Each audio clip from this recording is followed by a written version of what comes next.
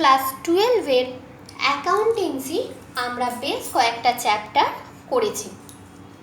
Part এ থেকে আমরা দুটো চ্যাপ্টার করেছিলাম, accounting for share capital and accounting for debenture. আর পার্ট বি থেকে আমরা অ্যাকাউন্টিং ফিনান্সিয়াল স্টেটমেন্ট অ্যানালিসিস এবং tools of financial statement analysis টপিকের মধ্যে comparative balance sheet, comparative income statement, common size balance sheet আর কমন সাইজ ইনকাম স্টেটমেন্ট পড়েছি। আজকে তারই মধ্যে পার্ট এর একটা চ্যাপ্টার অ্যাকাউন্টিং ফর শেয়ার ক্যাপিটালের আমরা কিছু ইম্পর্টেন্ট টপিক নিয়ে আলোচনা করব। অর্থাৎ চ্যাপ্টারটা ডিটেলসে আমরা আগে পড়েছি, এখন আমরা এই চ্যাপ্টারেরই কিছু ইম্পর্টেন্ট টপিকস বা ইম্পর্টেন্ট কোয়েশ্চেন নিয়ে আলোচনা করব। এই চ্যাপ্টার থেকে কীরকম কোয়েশ্চেন আসে সেই মার্কস ডিভিশনটা আগে তোমাদের বলে দিই। টোটাল মার্কস এই চ্যাপ্টার থেকে 20 মার্কস আসে। মার্কস ডিভিশনটা 10 কোয়েশ্চেন্স আসে 1 মার্কস ইচ, অর্থাৎ এমসিকিউ আসতে পারে আবার 1 মার্কসের কোয়েশ্চেন, এই দুটো মিলিয়ে 10টা কোয়েশ্চেন আসে 10 মার্কসের, 10 মার্কস। একটা কোয়েশ্চেন আসবে 4 মার্কসের, অর্থাৎ 4 মার্কসের একটা কোয়েশ্চেন আসে আর 6 মার্কসের একটা কোয়েশ্চেন আসে, এই টোটাল 20 মার্কস আসে। শেয়ার ক্যাপিটালের অঙ্ক করার জন্য যে জার্নালগুলো আমাদের প্রয়োজন, সেই জার্নালগুলো কিন্তু আমরা আগে যখন ডিটেলস আলোচনা করেছিলাম তখন আমরা করেছি। আমি জাস্ট শর্টে একটু বলে দেবো যে শেয়ার ক্যাপিটালের টাকা, অর্থাৎ কোনো কোম্পানি যখন কোনো কাউকে শেয়ার ইস্যু করে তখন শেয়ারের যে টোটাল ভ্যালু, সেই ভ্যালুটা একেবারে আদায় না করে কয়েকটা ইনস্টলমেন্টে আদায় করে। সেই ইনস্টলমেন্টগুলোর নাম কী কী ছিল? প্রথমে অ্যাপ্লিকেশন, তারপর অ্যালটমেন্ট আর তারপর কল মানি। কল মানিও আবার ভাগ করতে পারে, first call, second call, final call. তাহলে এইভাবে ইনস্টলমেন্টে টাকা কালেক্ট করে, শেয়ারের টাকা কালেক্ট করে। সেক্ষেত্রে কি কি জার্নাল হয় সেগুলো আমরা আলোচনা করেছি। আজকে আমরা এই 6 মার্কস, 4 মার্কস আর 1 মার্কসের কীরকম কোশ্চেন হয় সেই কোশ্চেনগুলো নিয়ে আলোচনা করব। দেখো, 6 মার্কসে একটা বড় প্রশ্ন আসে, একটা বড় ফুল অঙ্ক আসে, যেখানে তোমাদের একদম ফার্স্ট অ্যাপ্লিকেশন থেকে শেয়ার ফরফিচার, সেই ফরফিটেড শেয়ার রিইস্যু করে ক্যাপিটাল রিজার্ভে কতটা ট্রান্সফার করা হচ্ছে পুরোটা করতে হয়। তো সেরকম একটা অঙ্ক দেখো আমি এখানে লিখেছি, আমি অঙ্কটা বলে তোমাদের বুঝিয়ে দিব। ABC Limited issued 5,000 equity shares of ₹10 each at a premium of ₹2 per share, payable as follows. কিভাবে? ₹3 on application, ₹5 on allotment including premium and balance on final call. তাহলে ফাইনাল কলের টাকাটা কত? টোটাল ভ্যালু 10 টাকা শেয়ারের, তার মধ্যে 3 টাকা অ্যাপ্লিকেশানে আর 5 টাকা অ্যালটমেন্টে, তার মধ্যে 2 টাকা প্রিমিয়াম। তাহলে অ্যালটমেন্টের ভ্যালুটা কত? 3। তাহলে 3 আর 3 6 হলো, আর তাহলে ব্যালেন্স কত রয়েছে? 4। তাহলে ফাইনাল কলের ভ্যালু কিন্তু 4। কখনোই 5, 6, 7, 8 করে ফাইনাল কল 2 টাকা নয়, কারণ তার মধ্যে প্রিমিয়াম ইনক্লুড আছে, প্রিমিয়ামের টাকাটা কিন্তু আলাদা, 10 টাকার বাইরে। তাহলে 3 টাকা অ্যাপ্লিকেশন, 3 টাকা অ্যালটমেন্ট আর বাকি 4 টাকা হচ্ছে ফাইনাল কল। নেক্সট কি বলছে? All the shares were subscribed. কোনো শেয়ার রিফান্ড হয়নি, যদি রিফান্ড হতো তাহলে রিফান্ডে এন্ট্রি করতে হতো, এখানে কোনো শেয়ার রিফান্ড হয়নি। 5,000 ইকুইটি শেয়ার ইস্যু করেছিল, 5,000ই অ্যাপ্লিকেশান এসছে, 5,000ই সাবস্ক্রাইব হয়েছে। And money due on all shares were fully received except from Kunal holding 500 shares who failed to pay allotment and call money. তাহলে এই 5,000 শেয়ারের মধ্যে সব টাকা পেয়ে গেছে শুধুমাত্র একজন শেয়ার হোল্ডার কুনাল, যে 500টা শেয়ার হোল্ড করেছিল, সে অ্যালটমেন্ট এবং কল মানি ফেল করেছে। এখানে কল মানি তোমাদের বলে দিয়েছে, কল মানি যদি নাও বলে দেওয়া থাকতো, কোনো ব্যক্তি যদি অ্যালটমেন্টে ফেল করে সে কিন্তু তার পরের ইনস্টলমেন্টগুলোতেও ফেল করবে। কখনোই কোনো প্রিভিয়াস ইনস্টলমেন্টের টাকা পে না করে পরবর্তী ইনস্টলমেন্টের টাকা পে করতে পারে না। তাই এখানে যদি শুধু অ্যালটমেন্ট বলে দিত তাহলেও কিন্তু আমরা ধরে নিতাম যে তার পরের কল মানিটাও পে করতে পারেনি। These shares were forfeited. এই শেয়ারগুলো ফরফিটেড হয়ে গেছে। Out of the shares forfeited, 200 shares were subsequently reissued.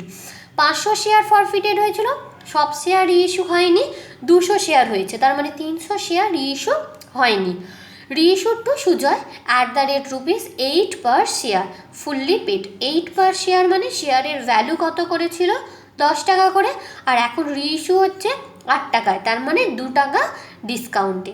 তাহলে এখানে আমাদের প্রথম অ্যাপ্লিকেশানের এন্ট্রি করতে হবে, তারপর অ্যালটমেন্টের এন্ট্রি করতে হবে, অর্থাৎ অ্যাপ্লিকেশানের দুটো এন্ট্রি হবে যেহেতু রিফান্ড নেই, অ্যালটমেন্টের দুটো এন্ট্রি হবে, কলের দুটো এন্ট্রি হবে, আর ফরফিচারের একটা এন্ট্রি, রিইস্যুর একটা এন্ট্রি এবং ক্যাপিটাল রিজার্ভে কতটা ট্রান্সফার হচ্ছে তার একটা এন্ট্রি করতে হবে।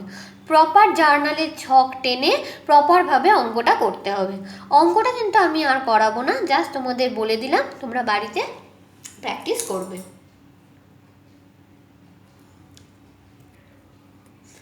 Give journal entries in the books of the company. Journal entry করতে বলেছে, তাহলে শুধু জার্নাল এন্ট্রি করবে। আর একটা প্রবলেম একটু টাফ না, একটু ঘুরিয়ে দেওয়া, এরম ধরনের প্রবলেমও কিন্তু 6 মার্কসে আসে। তাহলে এই প্রবলেমটা একটু তোমাদের বুঝিয়ে দেবো। Beautiful company limited issued 3,000 equity shares of ₹10 each payable as ₹3 per share on application, 5 per share including 2 as premium on allotment and 4 per share on call.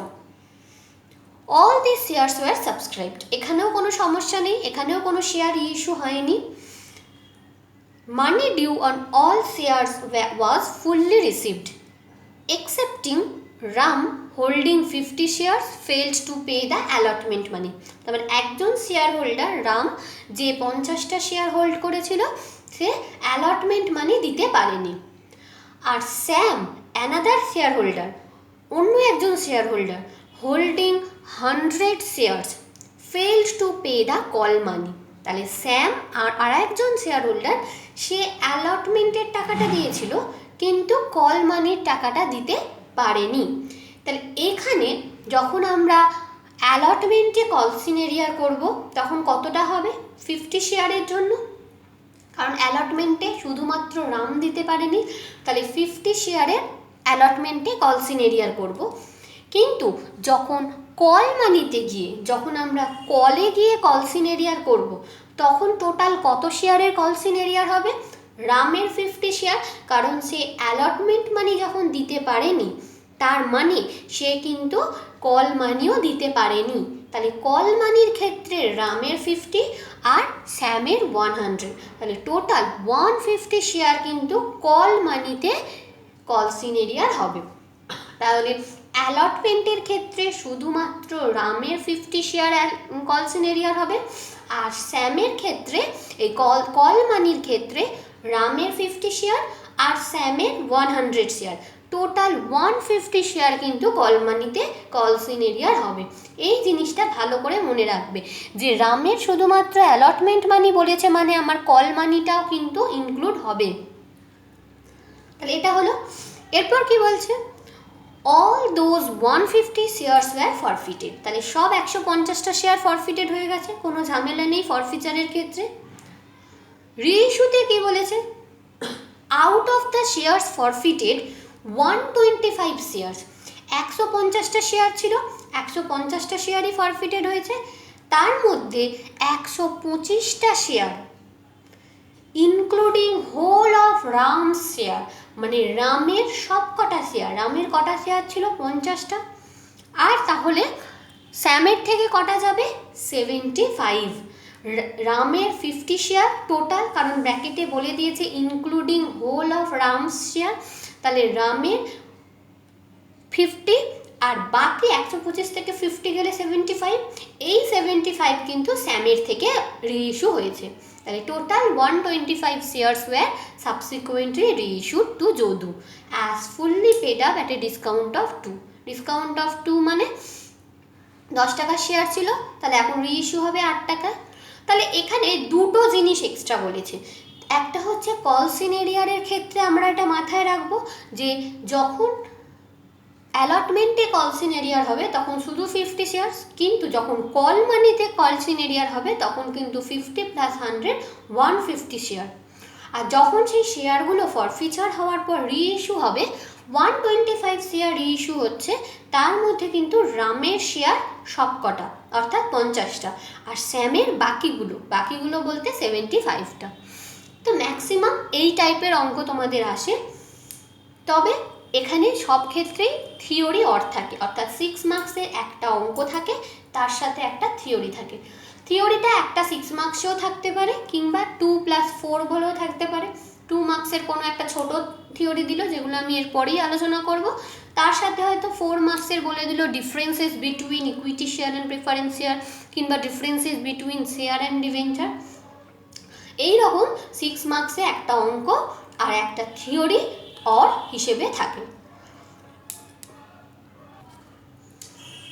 এরপরে 4 মার্কসের জন্য কি বলেছিলাম, একটা শেয়ার ক্যাপিটালের অঙ্ক থাকে, কিন্তু শুধুমাত্র ফরফিচার রিলেটেড এন্ট্রিগুলোই করতে হয়, অর্থাৎ ফরফিচার রিলেটেড, রিইস্যু আর ক্যাপিটাল রিজার্ভে কতটা ট্রান্সফার হচ্ছে, এই 3টে এন্ট্রি শুধু করতে হয়, একটা 4 মার্কসের অঙ্ক দেয়।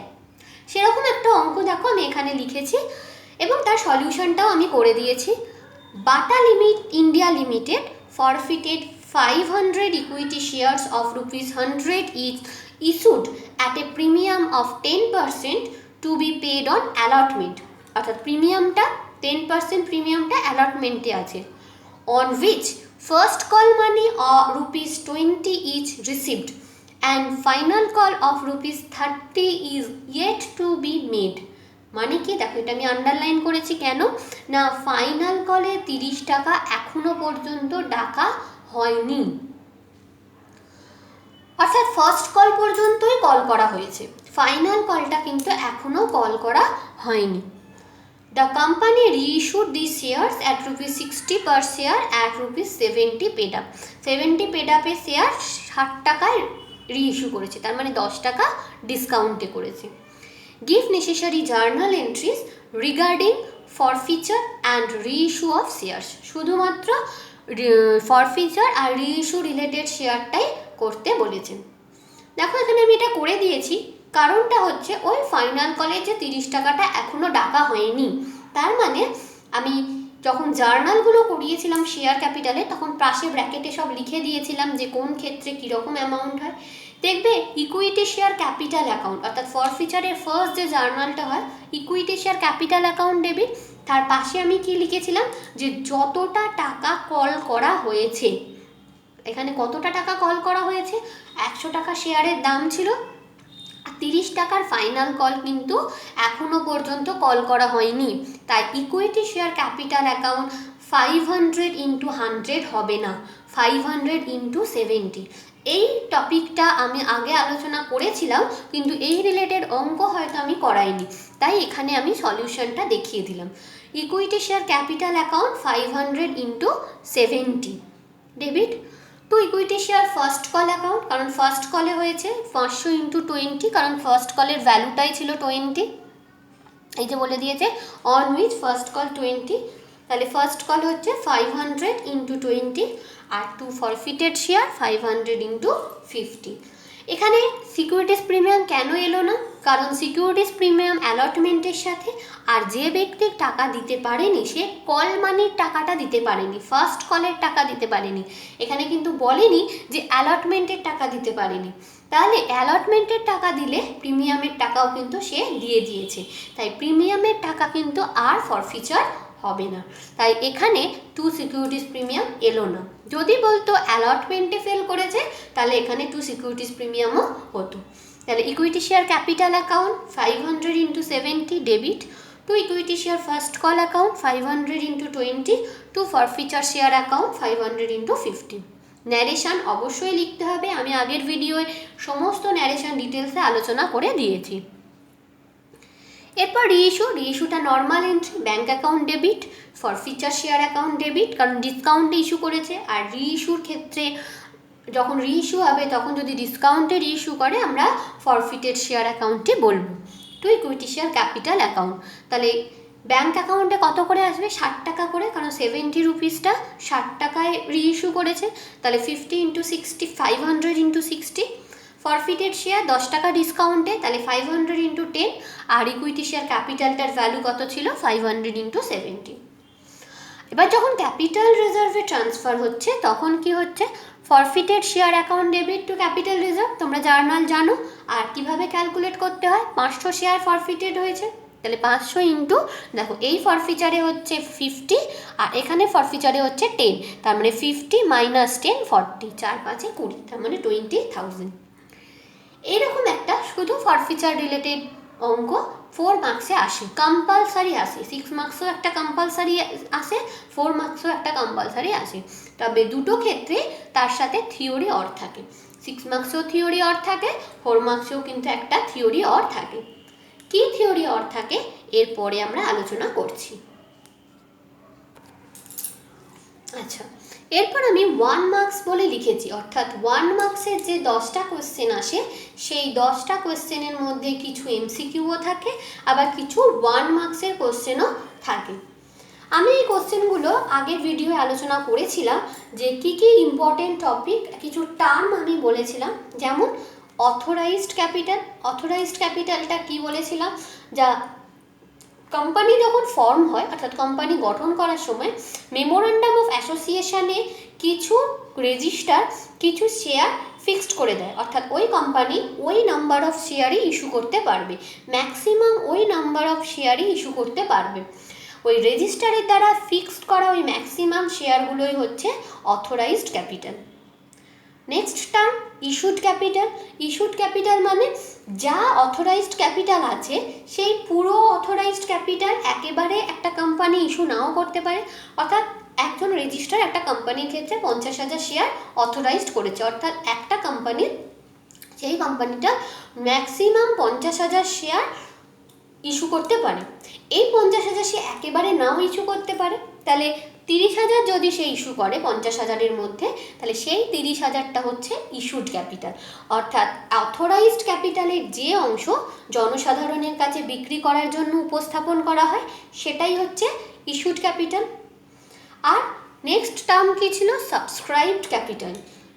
এই ইস্যুড ক্যাপিটালের যে অংশ বিক্রয় হয়েছে, অর্থাৎ 30,000 ইস্যু করেছে, তো 30,000-ই হয়তো জনগণের কাছ থেকে আবেদন আসেনি, যতটা শেয়ার কেনার জন্য কোম্পানি আবেদন পেয়েছে অর্থাৎ টাকা পাবে সেটাই হচ্ছে সাবস্ক্রাইব শেয়ার। অর্থাৎ 30,000 ইস্যুড শেয়ারের মধ্যে হয়তো 25,000 শেয়ার জনগণের কাছ থেকে টাকা পেয়েছে, তাহলে ওই 25,000টা হচ্ছে সাবস্ক্রাইব ক্যাপিটাল। এই তিনটে টার্ম বলেছিলাম। এছাড়া বলেছিলাম called up capital. Called up capital কি না, এই যে শেয়ারের দাম টোটাল দামটা একেবারে না নিয়ে কিছু ইনস্টলমেন্টেই আদায় করে, সেই ইনস্টলমেন্টগুলোকে যতটা পরিমাণ আদায় করবে, বিকৃত শেয়ারের যে পরিমাণ টাকা কোম্পানি জনসাধারণের কাছে তলব করবে অর্থাৎ চাইবে, সেটাই হচ্ছে কলড আপ ক্যাপিটাল।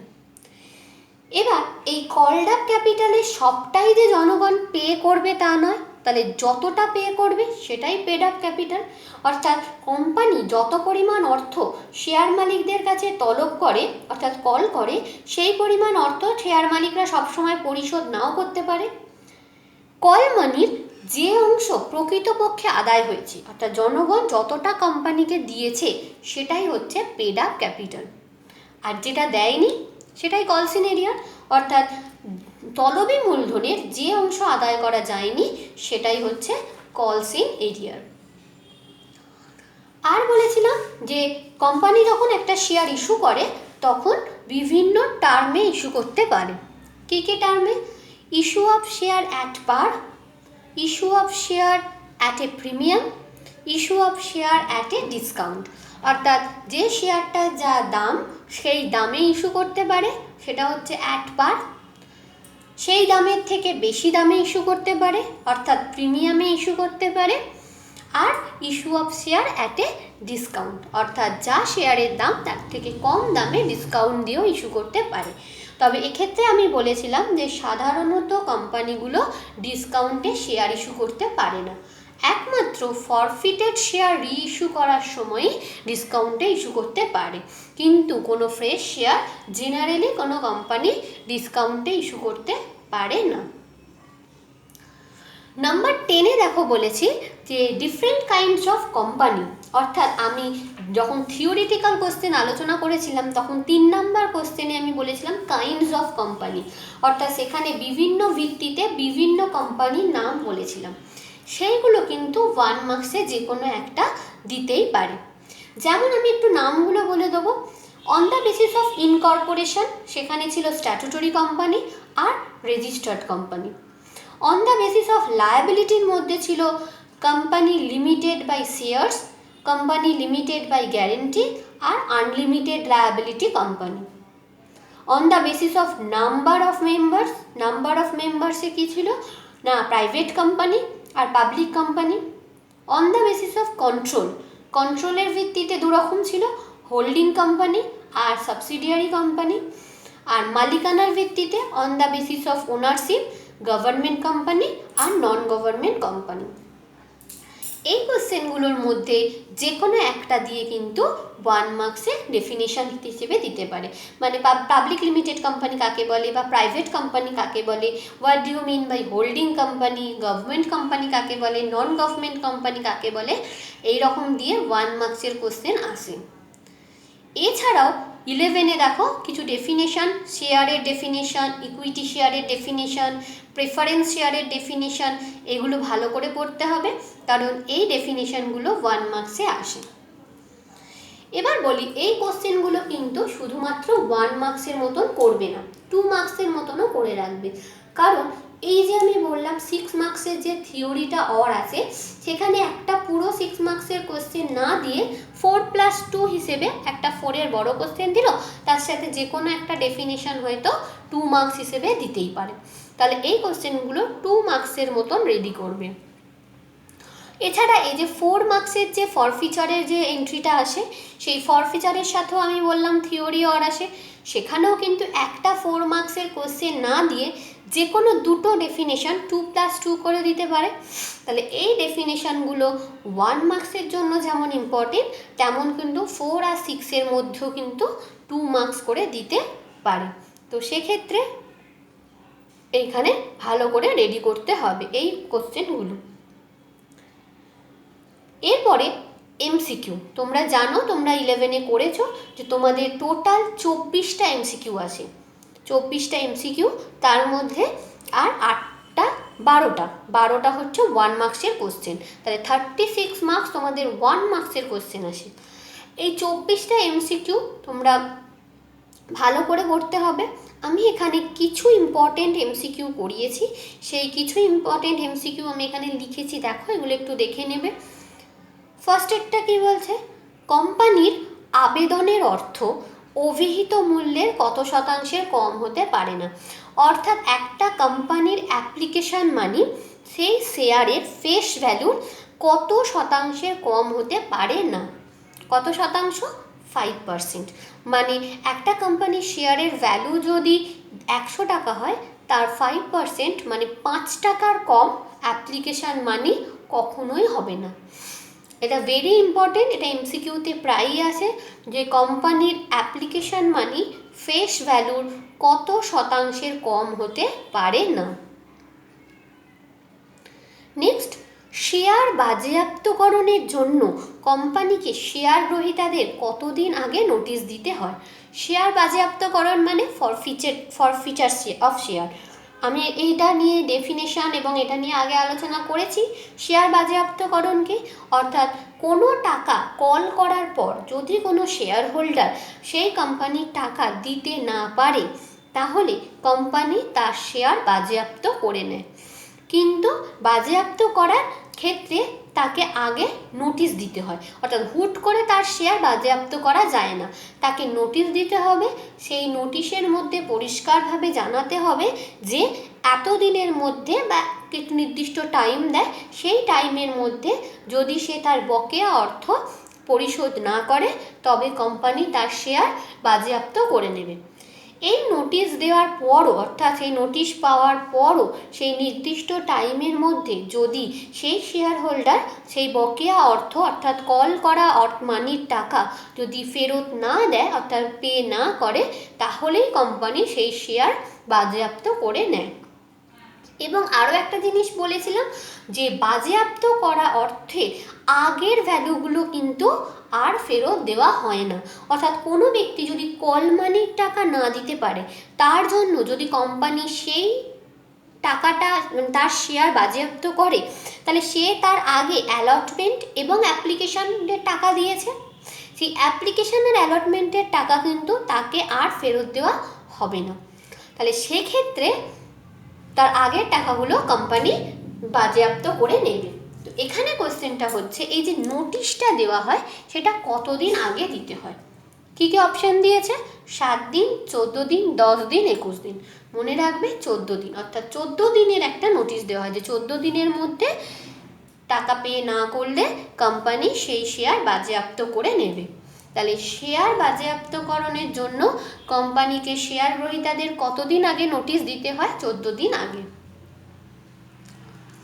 আরেকটা আছে, দুটি কলের মাঝে কতদিনের ব্যবধান থাকতে হবে, অর্থাৎ ফার্স্ট কল আর ফাইনাল কল, এই দুটো কলের মাঝে একটা ব্যবধান থাকতে হয়, একটা গ্যাপ থাকতে হয়। সেই গ্যাপটা কত দিনের? 1 মান্থ। 1 মান্থের গ্যাপ না থাকলে দুটো কল মানির টাকা কল করতে পারে না একটা কোম্পানি। তাহলে 1 মান্থের ব্যবধান থাকতে হবে দুটো কলের মধ্যে। এছাড়া দেখবে এইগুলো দিয়েও অনেক সময় এমসিকিউ আসে, এগুলো আমি আর এমসিকিউ ফর্মে লিখিনি, কিন্তু এগুলো দিয়ে অনেক সময় এমসিকিউ আসে। Minimum number of private company 2 জন, maximum number of private company 200। Minimum number of public company 7, আর maximum number of public company limited by shares, অর্থাৎ শেয়ারের দ্বারা সীমাবদ্ধ। এইগুলো আমি জাস্ট কয়েকটা এমসিকিউ আমি এখানে লিখেছি, কিন্তু অসংখ্য এমসিকিউ তোমরা বইতে পাবে। তোমরা থিওরি বই দেখবে, আমি সাধারণত ঘোষ মুখোপাধ্যায় রায়ের বইটা ফলো করি। এছাড়া যে কোনো থিওরি বইতে দেখতে পারো, বা তোমাদের যে বাসু দত্তের বইটা থেকে তোমরা প্রবলেম করো, সেই প্রবলেম বইটা থেকেও কিন্তু প্রচুর এমসিকিউ আসে। সেই এমসিকিউগুলো ভালো করে তোমাদের প্র্যাকটিস করতে হবে। আরও বেশি এমসিকিউ, আমি এখানে জাস্ট 5টা কি 6টা এমসিকিউ জাস্ট তোমাদের বোঝানোর জন্য, এবং এগুলো একটু ইম্পর্টেন্ট এমসিকিউ তাই এখানে লিখেছি। এছাড়া আরও অসংখ্য এমসিকিউ তোমরা কিন্তু বই থেকে অবশ্যই করবে। তাহলে শেয়ার ক্যাপিটাল আমি আগে মোট 5টা ভিডিও নিয়ে করেছিলাম। এখানে তোমাদের আবার কিছু ইম্পর্টেন্ট টপিক নিয়ে আলোচনা করে দিলাম। তোমাদের শেয়ার ক্যাপিটালের ক্ষেত্রে 6 মার্কসের অঙ্ক, 4 মার্কসের অঙ্ক, এবং তার সাথে কি কি থিওরি আসে, এবং সেক্ষেত্রে থিওরি অর আসে, এবং সেক্ষেত্রে 1 মার্কসের কোয়েশ্চেন কি আসে, এমসিকিউ কি আসে, সব মিলিয়ে কিন্তু টোটাল 20 মার্কস এই চ্যাপ্টার থেকে আসে। তাহলে এই চ্যাপ্টার কিন্তু ভালো করে করবে। যদি জার্নালগুলো তোমরা এখানে মনে রাখতে পারো, তাহলে কিন্তু এই অঙ্কগুলো করতে কোনো অসুবিধা হবে না। জার্নালের ক্ষেত্রে প্রপার জার্নালে ছক টেনে করবে, এবং অবশ্যই ন্যারেশন লিখবে। ন্যারেশনের ওপর কিন্তু মার্কস আছে, তাহলে ন্যারেশন অবশ্যই লিখবে। বড় বড় ন্যারেশন দেখে ভয় পাওয়ার কিছু নেই, ন্যারেশনগুলো মোর অর লেস সেম হয়, শুধু যে ইনস্টলমেন্ট সেই নাম অনুযায়ী হয়, সেই নিয়েও আমি আগে আলোচনা করেছি, এবং সেই জার্নালগুলো কিন্তু আমি আগের পেজে করে দিয়েছি। দেখো জার্নালগুলো আমি যেখানে জাস্ট আর একবার করে একটু বলে দিচ্ছি, সেই জার্নালগুলো একটু দেখে নেবে।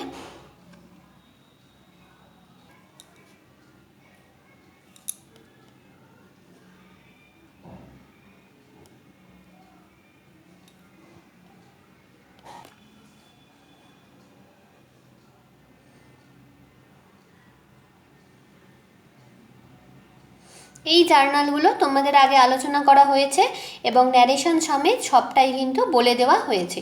আমি জার্নালগুলো আর একবার তোমাদের সামনে দেখিয়ে দিচ্ছি, এই জার্নালগুলো তোমরা ভালো করে দেখে নেবে।